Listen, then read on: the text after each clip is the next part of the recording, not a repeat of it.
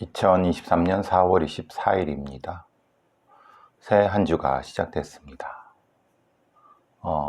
이번 주도 여러분한테 행복하고 의미 있는 한 주가 되시길, 의미가 없어도 여러분 삶에 풍만한, 풍족한, 풍성한 셋 중에 어떤 걸 써도 다 이루시길 바랍니다. 이루시지 못해도 너무 걱정하지 마시고요. 자, 제가 범죄를 다루면서 사회학을 공부했고 가족을 공부하면서 가장 많이 고민하는 게 사회성입니다. 사회성이라는 게 뭘까? 네트워크, 관계. 이 관계도 부정적 관계가 아니라 긍정적 관계. 근데 사실 관계라고 하는 것은 상호 관계이기 때문에 긍정적일 수밖에 없는, 그런데 부정적인 부분도 분명히 존재할 수 있죠.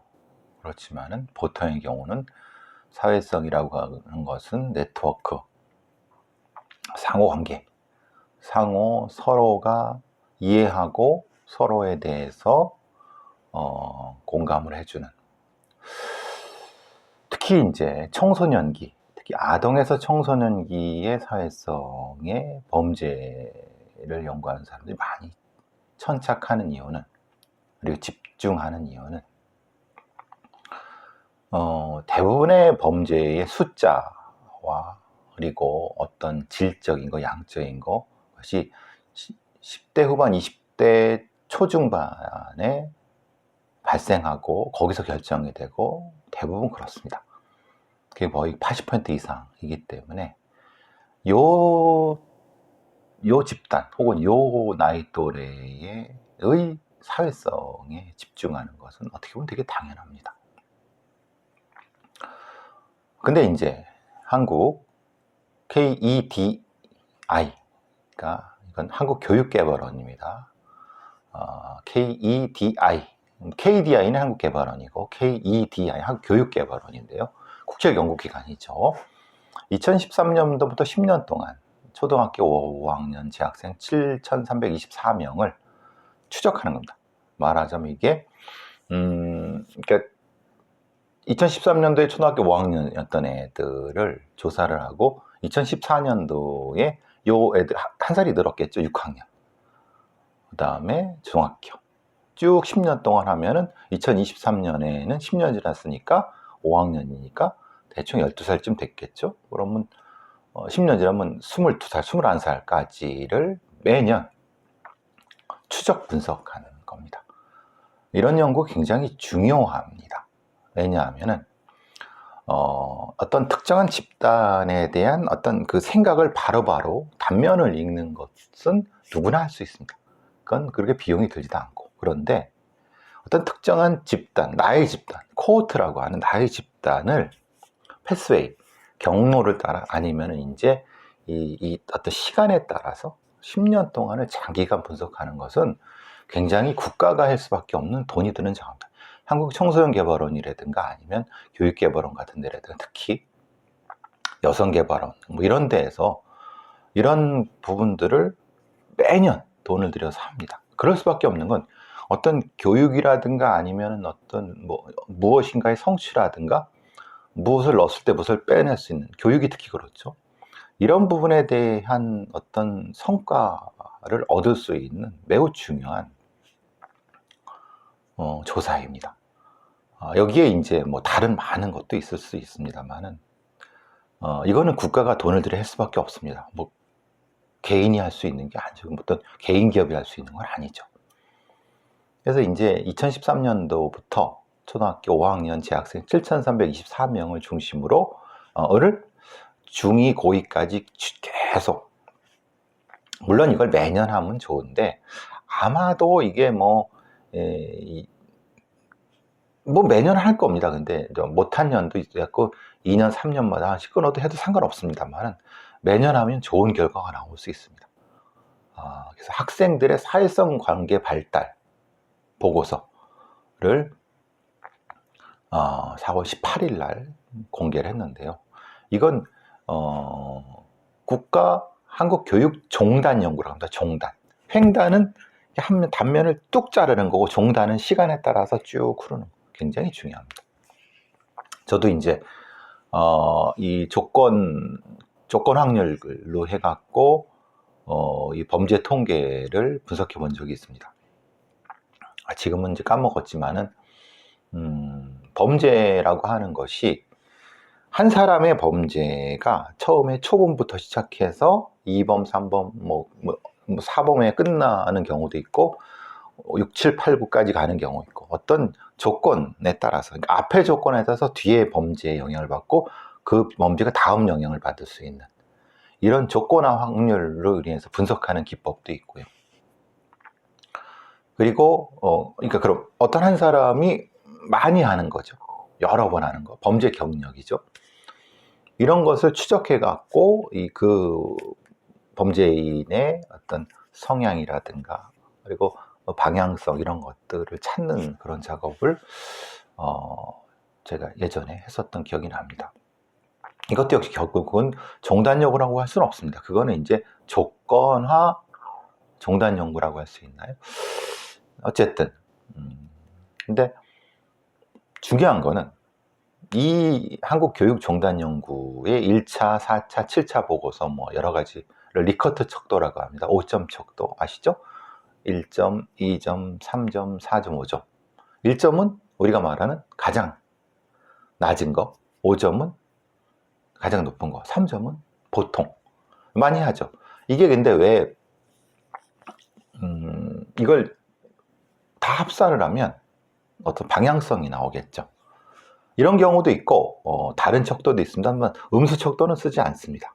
그러니까 쓰게 되면 이제 감쇄가 되는 부분. 물론 이거를 이제 그 컴퓨터 처리할 수도 있습니다만은 굳이 그럴 필요는 없죠. 그거를 이렇게 해갖고 그걸 전환하면 되는 거니까. 아니 사실 가장 궁금한 거는 이런 거죠. 이 연구 결과는 높은 사회성 집단이 있는데, 그러니까 12살짜리들 중에서도 딱 보면은 애들하고 잘 놀고 선생님하고도 잘 하고 그거에 따라서 이제 나눠질 수 있죠. 즉 높은 사회적 관계성 집단, 특히 교사와의 아니면 뭐 아이들과의, 그럼 뭐 중간 정도, 중상, 평균, 뭐 평균보다 조금 높은, 보통 좀 평균보다 좀 낮은, 그 다음에 낮은 집단을 한 4개 정도는 나누고 뭐 더 나눌 수도 있습니다. 이 집단들이 어떻게 한 해가 지나면 이 집단이 어떻게 더 아래로 갈 수도 있고 그대로 유지될 수도 있겠죠. 그죠? 높은 사회적 관계성을 가지고 있는 아이들이 시간을 지남에 따라서 어떻게 변하는가. 근데 여러분이 생각하시는 바다로 비슷합니다. 사실 높은 사회적 관계성을 가진 집단은 그럴 만한 이유가 있겠죠. 그 아이의 개인적 성향일 수도 있고, 부모의 어떤 부일 수도 있고, 아니면은 어떤 지적 지능일 수도 있고, 어쨌든 12살짜리들이 이미 사회적 포지션이 있는 거죠. 높은 수준에. 사회적 관계성이라고 하는 것은 높은 수준의 포지션이랄 수도 있습니다. 왜냐하면 다양한 관계를 맺고 있기 때문에 일정 정도 뭐 반장일 수도 있고, 아니면 뭐 급장, 아니면 거기서 좀 인정받는 어떤 애일 수도 있고. 그리고 좀 제일 아래쪽으로 가면 사실 혼자 놀고 별로 아이들한테 뭐 관계가 별로 없고, 뭐 옆에 있는 애들랑 한두 말 조금 하고 하다 말까 하는 낮은, 그러니까 교사하고도 별로 소통이 없고, 요거는 그럴 수 있습니다. 교사가 관심을 덜 가지거나, 왜냐면 아이가 뭐 예를 들면 가난하거나 아니면 별로 이렇게 뭐 이주민일 수도 있고. 근데 이 네 집단이 시간에 따라서 1년, 2년, 3년에 따라서 얼마나 관계성이 유지되는가, 변화하는가를 찾아보는 겁니다. 사실 저는 맨 위는 별 관심이 없습니다. 왜냐하면 맨 위는 어차피 부모라든가 자기 요인, 여러 가지 요인이 있어서 거기에 따라서 유지하고 지속적으로 유지를 할 겁니다. 실제로 그렇게 됩니다. 실제로 상층에 있는 사회적 관계성을 연결망이라든가 네트워크를 가진 애들은 기속적으로 상층을 가서 이 아이들이 대부분 좋은 대학을 가고 좋은 학교를 가고 좋은 직업을 얻는 쪽으로 가겠죠. 그러니까 22살짜리 되면 대부분 대학을 가거나 아니면 여러 가지 이 네트워크를 가지고 있는 사회적 자원을 가지고 있는. 근데 문제는 제하위라든가 중급에 있는 아이들이 사실은 올라가야 되는 게 맞죠. 그죠? 이건 사회적 지위나 계급이나 계층의 상승을 의미할 수도 있습니다. 근데 못 올라갑니다. 아니면 없습니다. 그냥 계속 이 집단은, 내 집단은 변화 없이 유지가 된다는 겁니다. 사실 이 연구에 이걸 분석한 한국교육개발원에서 연구진들이 뭐 좋은 얘기를 합니다. 학생들의 사회성 증진을 위한 교육 정책을 설계해야 된다. 그건 연구진이 아니라 누구도 얘기할 수 있습니다. 근데 핵심적으로 왜 어렸을 때 상층인 애들이 계속 상층이고 하층인 애들이 계속 하층일까? 그거는 우리의 교육이 뭔가 크게 잘못됐다고 하는 거. 이거를 반증하는 건데도 거기에 대한 분석은 없습니다. 교육이란 것은 이 교육을 통해서 계층이 올라갈 수도 있고 섞일 수도 있고, 그래서 제가 이 연구에서 바람직하다고 본 거는 하층에 있는 아이들이 적어도 일부라 하더라도 의미 있는 숫자가 상층까지 가길 바랄 수는 없고, 그건 사실은 불가능한 사회일 겁니다. 아무리 했다 하더라도 급격한 사회적 혁명적 변화가 있지 않는 한 실제로 이건 불가능하다고 생각합니다.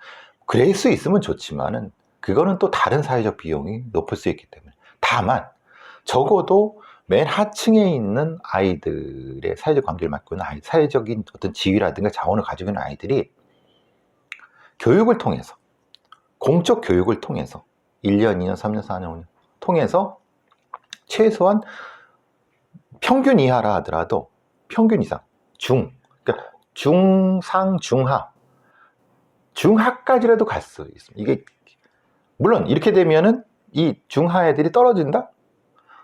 아니, 떨어지는 것보다 유지된다. 그러니까 적어도 이것이 일정 정도 우상향 정도로 수렴했으면 좋겠다는 생각을 해보는데, 안타깝게도 약간의 우상향은 나타납니다. 약간의 우상향은 나타나고, 그리고 여기서는 일정 정도 중하 쪽과 하층 쪽이 약간 수렴되는 경우는 있습니다. 근데 이게 꼭 긍정적인 부분이라고 저는 생각을 하지만, 그래도 적어도 이게 크로스가 되거나 이러진 않고 우상향 수렴을 상당 부분 했으면 좋겠다는 생각을 하는데, 그렇게 되지 않고, 이게 왜 그럴까? 물론 의미는 있습니다, 이 연구가. 그리고 우리 교육이 어느 정도까지의 우상향으로 보내는 건 맞습니다만, 일정 정도 상층에 있는 애들은 더 상향을 하고 여기도 상향을 하고 우상향을 합니다. 근데 우상향을 하는 기울기가 사실은 아래쪽에 있는 게 더 높아져 갖고 한쪽으로 수렴해야 돼. 의미 있게. 여기서는 이렇게 좀 퍼져 있다 하더라도 한쪽으로 수렴해서 촘촘하게 되거나 아니면 약간 그 하층과 중상이 좀 섞여 있는 크로스는 아니라 하더라도 이게 공교육의 성공인데, 우리는 사실은 실패했다고 보는 거죠. 애당초 상층에 있는 애들은 계속 상층이고 유지합니다. 특히 무슨 문제가 되냐면 교사와의 관계입니다. 그러니까 선생들과의 관계가 맨 상층에 있는 애들이 나이가 듦에 따라서 확 올라갑니다. 당연하죠.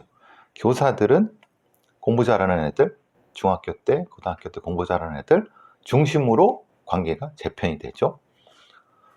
당연히 하층 애들은 뚝 떨어집니다. 아주 급격하게 떨어집니다. 급격하게. 교사의 관계는 별로 이제 없어지는 거예요. 특히 이제 공부 못하는 애들, 자원이 없는 애들은 교사가 별로 신경 안 쓴다는 의미랑 똑같은 거죠. 다행히 중하층도 떨어지는데, 그러니까 이게 급격하게 분화가 이루어진다는 거예요. 이게 좀 어떻게 보면 안타까운 부분이 있죠. 친구와의 관계, 부모의 관계는 사실 비슷합니다. 부모의 관계는 뭐 거기서 거기. 아무리 못난 자식이라 하더라도 자기 자식, 그건 계속 그건 별 차이 없습니다. 친구와의 관계도 사실은 별 차이 없습니다. 이거는 어떻게 보면은 같은 맥락일 수 있습니다. 왜냐하면 친구가 그만큼 있는 애들이 그만큼 나이가 든다고 해서 이게 확실히 퍼지지 않는다는 거예요. 이건 사실은 어떻게 보면은 불행한 거죠. 즉, 끼리끼리 논다는 거지 않습니까? 그래서 공교육의 목적이 뭐냐? 계층 간의 융합.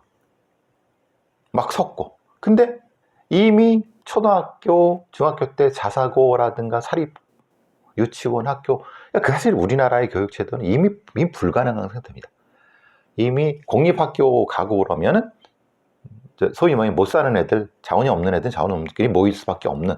그러니까 오히려 친구와의 관계가 유지되는 것이 어떻게 보면 공교육의 실패가 되는 거죠. 친구와의 관계가 어떻습니까? 마구 섞일 수는 없지만 적어도 크로스는 될 수 있어야 되는 부분인 건데, 그리고 교사의 관계가 너무 가슴이 아픕니다. 교사의 관계가 극히 좋은, 시간이 지남에 따라서 극히 좋은 게 가진 애들, 극히 나쁜 게 못 가진 애들, 중간은 또 어정쩡해. 중하층은 떨어지고. 그렇죠? 다른 어떤 친구, 이웃 사이는 친구랑 비슷해요. 여러분, 이런 형태의 그 종단 연구 같은 걸 보시면 한국 사회가 어떻게 변화하고 있고 지금의 이 모양 이 꼴이 됐는지를 금방 아실 수 있습니다. 여러분, 한국교육개발원의 홈페이지 가셔갖고, 물론 그러실 필요 없이 뉴시스라고 하는 그 기사에, 통신사에 학생들의 사회성에 대한 기사를 검색하셔도 되고, KEDI 한국교육개발원 홈페이지에서 2013년도부터 이제 학생들의 사회적 관계성 발달 향상 브리프를 보시면, 제가 궁금한 건 이런 거예요. 이런 사회적 관계성과 아이들의 일탈행위 혹은 폭력행위, 즉 청소년 범죄와 어떤 관계를 가지느냐, 그리고 이것이 관계성이 얼마만큼 다양해지고 긍정적으로 바뀜에 따라서 일탈이 줄어들고 늘어나, 이런 것들에 대한 1차원적인 함수도 물론이거든요. 그 다음, 어떤 사회적 폭력이라든가 아니면 이런 부분들을 줄일 수 있는 아이들의 어떤 이런 미래와 관련된 다양한 변수들을 어떤 방법으로, 사실 청소년의 범죄라고 하는 결과입니다. 즉 10년 넘게 사회성이, 아니면 어려서부터 사회성이 나빠지는 어떤 것에 대한 결과가 범죄라고 아니면 일탈이라고 저는 생각을 합니다. 그러면 학생들의 사회성을 높일 수 있고 더 할 수 있는 언어 능력, 아니면 뭐 다양한 형태의 분노 조절 능력, 이런 것들, 그게 실제로 저는 청소년 교육의 핵심이 돼야 되는 거고, 학업 교육이 아니야. 우리가 공교육이 지향하는 목표라고 하는 것이, 그건 학원에서 다 배워요. 사회성, 폭력, 경감, 분노 조절을 할 수 있고, 이성관계 아니면 동급장, 이런 것들에 대한, 이거를 이제 공교육 내에서, 아니면 이걸 제대로 할 수 있는, 그게 이제 뭐 사이버 공간에서의 어떤 예의라든가, 이거 다 연결된 겁니다. 그게 사실은, 물론 여기서 이 연구 보고서도 좋은 말씀 많이 합니다. 청소년들이 성인이 된 이후에도 공동체 사회에서 조화롭게 더불어 잘 살아갈 수 있게 지원하는 일, 외부 전문기관에 연계해서 심리 정서, 진단, 상담, 치료, 다면적 차원의 정책, 좋은 말씀 많이 하시는데 다 개소리죠. 왜냐하면 공교육 자체가 무너지고 있는데, 2% 아이들, 가장 낮은 사회적 취약자의 아이들만 톡 해갖고 뭘 한다고 막 전체를. 그럼 이 얘기는 위에 상위에 있는 애들은 괜찮다는 얘기잖아요. 아니 그렇지 않죠. 전체가 잘못됐는데 부분만 치료한다고 되겠습니까? 전체를 다 치료해야지. 하여튼 이런 연구 결과들도 있습니다. 관심 있는 분들 한번 찾아보시기 바랍니다. 지난주에 제가 못했던 것이 그 근로감독관 얘기입니다. 이런 얘기, 한국경제에 이 황당한 기사가 나왔습니다. 공무원 4월 16일자인데요. 공무원 하러 왔는데 경찰관 역할이라니 공무원 하러 왔는데 경찰관 역할이라니 MZ 직원들 줄퇴사라고 하는 겁니다. 왜 그러느냐? 근로감독관을 지난 5년 동안 1,400명을 뽑았는데 지금 600명밖에 안 늘었으니까 사실은 대단히 많이 사직했다. 5년 미만의 근로감독관 사직이 70%가 늘었다. 현장 감독은 300명이 감당하고 업무가 너무 과중하다. 제가 근로감독관 말씀 많이 드렸습니다. 근로감독관을 제대로 거기에 맞는 사람들을 뽑아서 일을 하도록 해야 된다. 그런데 말하자면은 공무원 하러 왔는데 근로감독관, 그러니까 이제 말하자면 고용노동부의 공무원을 하려고 왔는데 근로감독관을 시켰다는 거잖아요. 포괄 임금제 단속이라든가. 그럼 애초에 그냥 공무원을 뽑은 다음에 근로감독관을 시킨 거죠. 그럼 안 되죠. 왜냐하면 근로감독관은 특별사법 경찰관이기 때문에 그럼 애초에 근로감독관이라고 하는 특별사법관을 꼽아야 되는데 근로감독관을 뽑은 것이 아니라 공무원을 뽑은 다음에 근로감독관을 시킨다는 의미잖아요. 그러니까 당연히 사직이 늘고 안 하려고. 왜냐면 당연히 근로감독 한다는 게 쉽죠. 사람을 조사하고 이런 거 증거 수집하고 이런 것이 그냥 공무원들이 할 수 있는 게 아닙니다. 이건 뭐 그냥 갖다가 시키면 될 것 같죠. 천만의 말씀입니다. 그런데 이것이 문재인 정부에서 대거 근로감독관을 2018년부터 22년까지 1,401명을 신규 채용했다. 그런데 이들이 상당 부분 퇴사했다 라고 하는 거예요. 자발적 사직이라는 거죠. 젊은 감독관들이 이렇게 다른 부처로 가거나 사직하는 이유가 공무원 생활을 하러 왔는데 형사처벌한 특별사법경찰관으로 하니까. 근데 애초에 근로감독을 뽑았잖아요. 그러니까 이런 근로감독관을 맡을 사람들을 제대로 훈련해 갖고 투입하거나 아니면은 제대로 권한을 줘서 뭘 하는 것이 아니라 그냥, 그러니까 이게 실제로 물론 공무원 처우의 문제도 있고 그렇지만은 이 기사의 핵심은 이거죠. 공무원 하러 왔는데 경찰관 역할을 하는 것 때문에 MZ 애들이 도망간다 라고 하는 거죠. 그러면은 이 기사의 전제는 그러면 근로감독관에 맞는 권한을 주고 거기에 맞는 보수 체계를 주면 대안이 뭐냐? 대안을 얘기하지도 않고 근로감독관을 뽑았는데 MZ 애들은 사실 난 공무원 하러 왔는데 근로감독 시키니까 다 도망간다 이 얘기잖아요. 처우를 개선해야 된다. 그거는 뭐 어떤 공무원은 다 똑같죠. 근데 사실 한국 경제에서 얘기하지 않는, 즉 근로감독관의 권한 문제. 왜 그만두는가? 그러니까 너 근로감독관으로 선발됐잖아. 그럼 이 사람들은 근로감독을 하기 위해 온 사람들이. 근데 이 사람들이 도망가는 이유가 단지 돈이 적어서 나 공무원으로 왔는데 그럼 앞뒤 논리가 안 맞는 거죠. 그죠?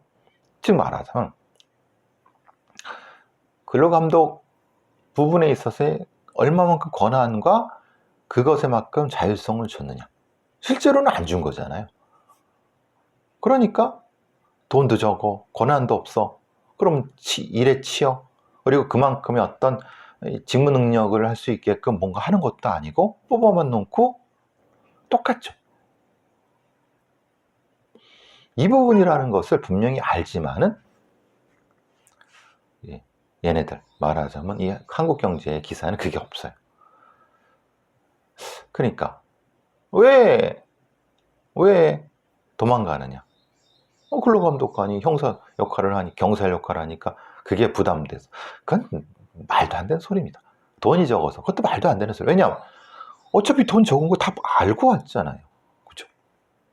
공무원 보수 대신 그만큼의 자긍심이라든가 아니면은 권한이라든가 이런 것들. 경찰들이 왜 중간에 그만두냐? 직무 능력을 향상시킬 수 있는 걸 안 해줘. 승진도 잘 안 돼. 또 그만큼 그러니까 일반 경찰로 도망가는. 똑같은 것이 반복되는 거죠. 그러니까 왜 근로감독관이 제 역할을 못하는가? 라는 거에 대한 분석 기사를 내야 되는데 한국경제에서는 그건 안 하고 그냥 도망간다. MZ 애들이 뭐 편한 거 따지다 보니까 뽑아놓고 그냥 도망가. 이 얘기 말도 안 되는 소리 하는 거죠. 이따위 기사 웃기는 겁니다. 자, 저도 지금 근업 녹음하러 가야 돼 갖고 사실 일본 유발 하라리의 챗 GPT 새로운 소설 사피엔스 사실 새로운 챗 GPT에 대한 얘기가 나왔나 봐요. 즉 인간은 지구를 어떻게 지배했는가 뭐 이렇게 하면서 챗 GPT에 대한 얘기가 나오는 것 같아요. 인간을 서로 싸우게 하고 그러니까 말하자면 멈출 수 없는 우리 뭐 이렇게 하면서 글쎄요. 지금 챗 GPT가 나오면서 많은 논쟁이 벌어지고 있습니다. 터미네이터 2의 이 컴퓨터, 인공지능이 지배하는 세상, 기계가 지배하는 세상 가능할 수도 있고 그런데 그건 너무 나간 거다 하는 얘기도 있지만 적어도 새로운 어떤 환경이라고 하는 건 맞는 것 같습니다. 거기에 맞게 우리의 생각도 많이 좀 정리가 돼야 되는데 사실 좀 안타까워요. 그 부분은. 자, 여기서 마치도록 하겠습니다.